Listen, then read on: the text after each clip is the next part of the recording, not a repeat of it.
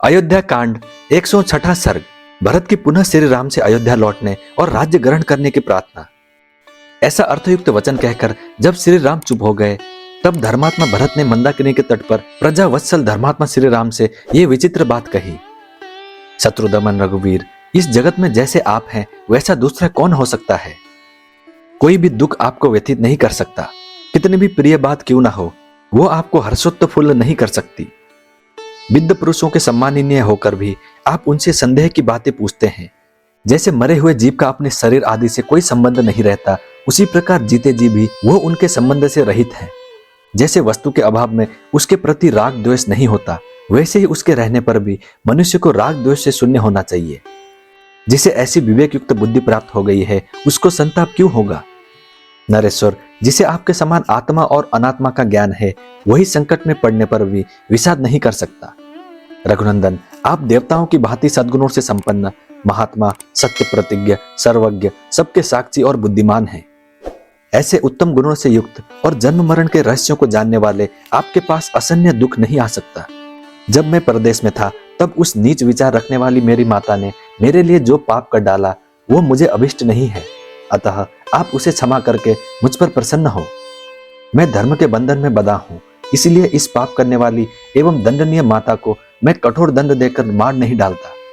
जिनके कुल और कर्म दोनों ही शुभ थे, उन महाराज दशरथ से उत्पन्न होकर धर्म और अधर्म को जानता हुआ भी मैं मातृवध रूपी लोक निंदित कर्म कैसे करूं।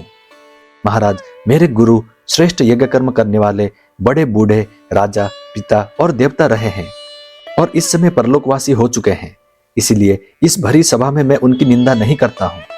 धर्मज्ञ रघुनंदन, कौन ऐसा मनुष्य है जो धर्म को जानते हुए भी स्त्री का प्रिय करने की इच्छा से ऐसा धर्म और अर्थ से हीन कुत्सित कर्म कर सकता है। लोक में एक प्राचीन किंवदंती है कि अंतकाल में सब प्राणी मोहित हो जाते हैं, उनकी बुद्धि नष्ट हो जाती है। राजा दशरथ ने ऐसा कठोर कर्म करके उस किंवदंती की सत्यता को प्रत्यक्ष कर दिखाया। पिताजी ने क्रोध, मोह और साहस के कारण ठीक समझकर जो धर्म का उल्लंघन किया है, उसे आप पलट दें, उसका संशोधन कर दें। जो पुत्र पिता की हुई भूल को ठीक कर देता है, वही लोक में उत्तम संतान माना गया है। जो इसके विपरीत बर्ताव करता है, वो पिता की श्रेष्ठ संतति नहीं है। अतः आप पिता की योग्य संतान ही बने रहें, उनके अनुचित कर्म का समर्थन न करें। उन्होंने इस समय जो कुछ किया है, वो धर्म की सीमा से बाहर है। संसार में धीर पुरुष उसकी निंदा करते हैं। कैकेयी, मैं, पिताजी, सुहद्रगण, बंधु बांधव, पुरवासी तथा राष्ट्र की प्रजा, इन सब की रक्षा के लिए आप मेरी प्रार्थना स्वीकार करें। कहाँ वनवास और कहाँ छात्र धर्म, कहाँ जटा धारण और कहाँ प्रजा का पालन। ऐसे परस्पर विरोधी कर्म आपको नहीं करने चाहिए। महाप्राज्ञ, क्षत्रिय के लिए पहला धर्म यही है कि उसका राज्य पर अभिषेक हो, जिससे वो प्रजा का भली भांति पालन कर सके।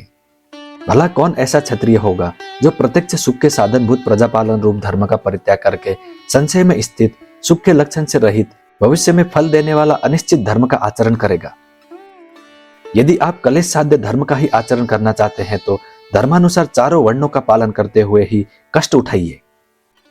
धर्मज्ञ रघुनंदन, धर्म के ज्ञाता पुरुष चारों आश्रमों में गृहस्थ को ही श्रेष्ठ बतलाते हैं, फिर आप उसका परित्याग क्यों करना चाहते हैं।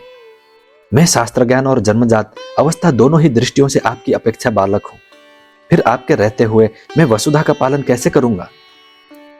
मैं बुद्धि और गुण दोनों से हीन हूं, बालक हूं तथा मेरा स्थान आपसे बहुत छोटा है।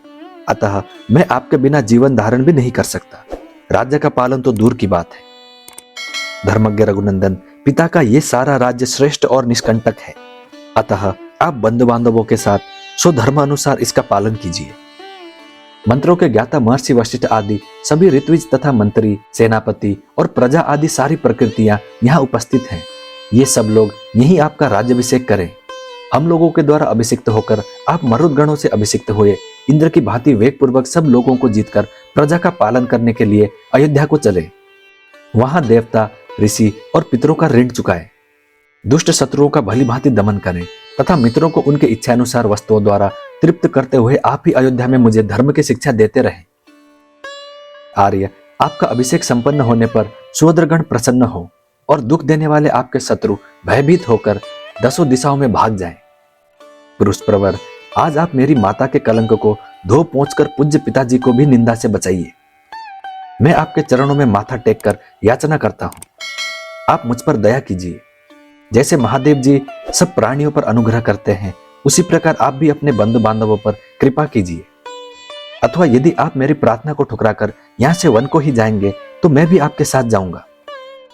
ग्लानि में पड़े हुए भरत ने मनोभिराम राजा श्री राम को उनके चरणों में माथा टेक कर प्रसन्न करने की चेष्टा की, तथापि उन सद्गुण संपन्न रघुनाथ जी ने पिता की आज्ञा में ही दृढ़तापूर्वक स्थित रहकर अयोध्या जाने का विचार नहीं किया। श्री रामचंद्र जी की वो अद्भुत दृढ़ता देखकर सब लोग एक ही साथ दुखी भी हुए और हर्ष को भी प्राप्त हुए। ये अयोध्या नहीं जा रहे हैं, ये सोचकर वे दुखी हुए और प्रतिज्ञा पालन में उनकी दृढ़ता देखकर उन्हें हर्ष हुआ। उस समय ऋत्विज पूर्वासी भिन्न भिन्न समुदाय के नेता और माताएं अचेत सी होकर आंसू बहाती हुई पूर्वोक्त बातें कहने वाली भरत की भूरी भूरी प्रशंसा करने लगी और सबने उनके साथ ही योग्यता अनुसार श्री रामचंद्र जी के सामने विनीत होकर उनसे अयोध्या लौट चलने की याचना की। इस प्रकार श्री वाल्मीकि निर्मित आर्ष रामायण आदि काव्य के अयोध्या कांड में 106वां सर्ग पूरा हुआ। मैं उम्मीद करता हूँ श्री राम जी आपकी सारी मनोकामनाएं पूरी करें। जय श्री राम, जय हनुमान। अब मिलते हैं अगली वीडियो में।